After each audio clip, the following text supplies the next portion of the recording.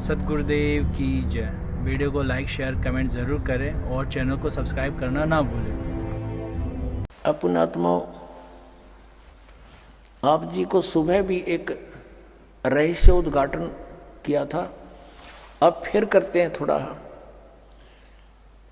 क्योंकि परमात्मा की दया होगी आपके ऊपर ही विश्वास दृढ़ हो जाएगा। मथुरा के अंदर एक जय गुरुदेव पंथ है और उनके वर्तमान में जो उसके प्रवर्तक भी माने जाते हैं वो श्री तुलसीदास साहिब जी, जो वर्तमान में उसके गद्दी पर बैठे हैं, प्रधान हैं। और ये इनका पंथ भी शिवदयाल जी से ही लिंक्ड है। शिवदयाल जी से यानी आगरा से ही आए हैं। गोरेलाल जी इनके गुरुजी थे, किसके? इस जय गुरुदेव पंथ के मुखिया के, तुलसी साहिब जी के। इनकी एक पुस्तक है जय गुरुदेव की अमरवाणी। जैसे आज दिन में भी दास ने बताया था कि ये पुण्यात्मा थे, पिछले संस्कारी थे, आगे इनको कोई संत ठीक मिला नहीं। ये पूर्व जन्म के संस्कारों से इनके वचनों में भी शक्ति होती है, छोटे मोटा लाभ भी कर सकते हैं, ये भूत भविष्य का कुछ जानकारी भी दे सकते हैं। एज ए भविष्य वक्ता भी इनकी बुद्धि काम कर जाती है। तो इन्होंने एक भविष्यवाणी की है सन 1971 में, वो पढ़ कर सुनाते हैं इन्हीं की पुस्तक में। देखिएगा, जय गुरुदेव की अमरवाणी भाग 2। ये कहाँ से छपी है?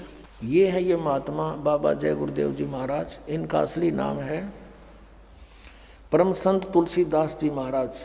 विश्व को शांति अब इन्हीं से मिलेगी। ये इनके सेवक लिख रहे हैं इनके बारे में। यहाँ देखिएगा, जय गुरुदेव की अमरवाणी सहकारी सदाचारी बाल संघ से संकलित, प्रकाशक दिव्या शर्मा, 88 साकेत कॉलोनी, मथुरा, उत्तर प्रदेश से। ये मुद्रक है अर्जेंट प्रिंटर्स, पुराना बस स्टैंड, मथुरा, उत्तर प्रदेश। इसकी पृष्ठ नंबर हम आपको 50 पर ले चलते हैं। ये 50 नंबर पृष्ठ है। यहाँ देखिएगा, सहकारी पत्रिका के 7 सितंबर 1971 में इन्होंने अपनी स्टेटमेंट दी है, यानी प्रवचन किए 7 सितंबर 1971 को। किसने? जय गुरुदेव वाले तुलसीदास ने। यहाँ लिखा है, हम थोड़ा सा पढ़ेंगे। वह अवतार जिसकी लोग प्रतीक्षा कर रहे हैं वह 20 वर्ष का हो चुका है। दास का जन्म 8 सितंबर 1951 को हुआ था। मुझ दास का जन्म तो 7 सितंबर 1971 को दास पूरा 20 वर्ष का हो गया। 8 सितंबर को 21वां वर्ष लग गया। अब ये क्या कहता है कि वह अवतार जिसकी लोग प्रतीक्षा कर रहे हैं वह 20 वर्ष का हो चुका है। यदि उसका पता बता दूं, 1971 में कह रहा है कि आज जब मैं उसका पता बता दूं तो लोग पीछे पड़ जाएंगे। अभी ऊपर से आदेश बताने के लिए नहीं हो रहा है। मैं समय का इंतज़ार कर रहा हूं और सभी महात्माओं ने समय का इंतज़ार किया है।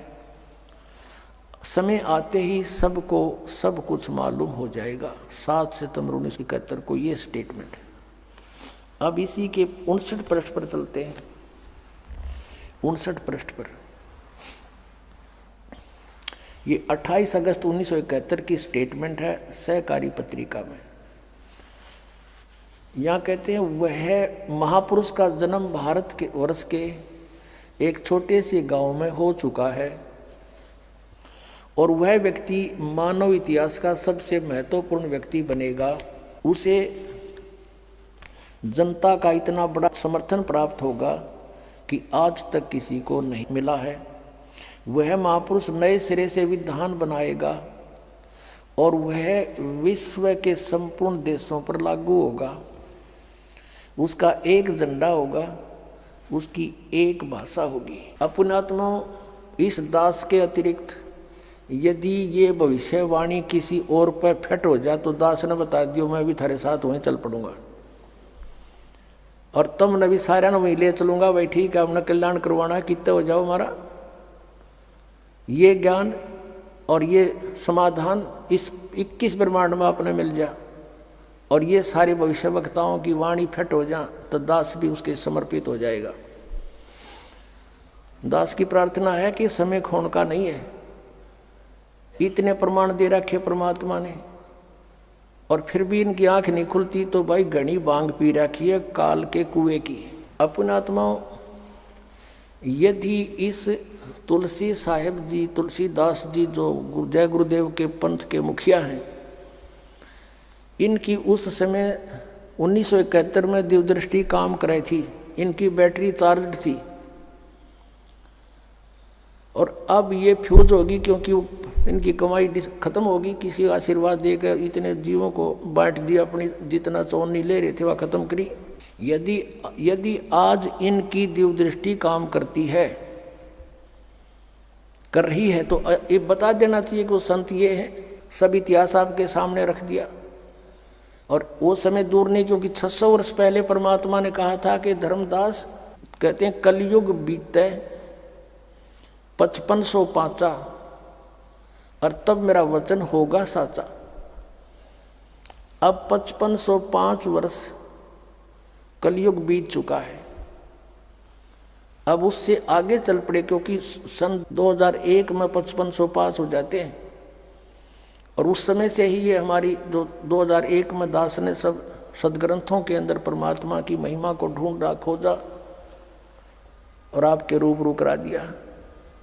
और फिर कहा कि पूरे विश्व में धर्मदास एक कबीर परमेश्वर ही रहेगा और पूरे विश्व में शांति छावेगी।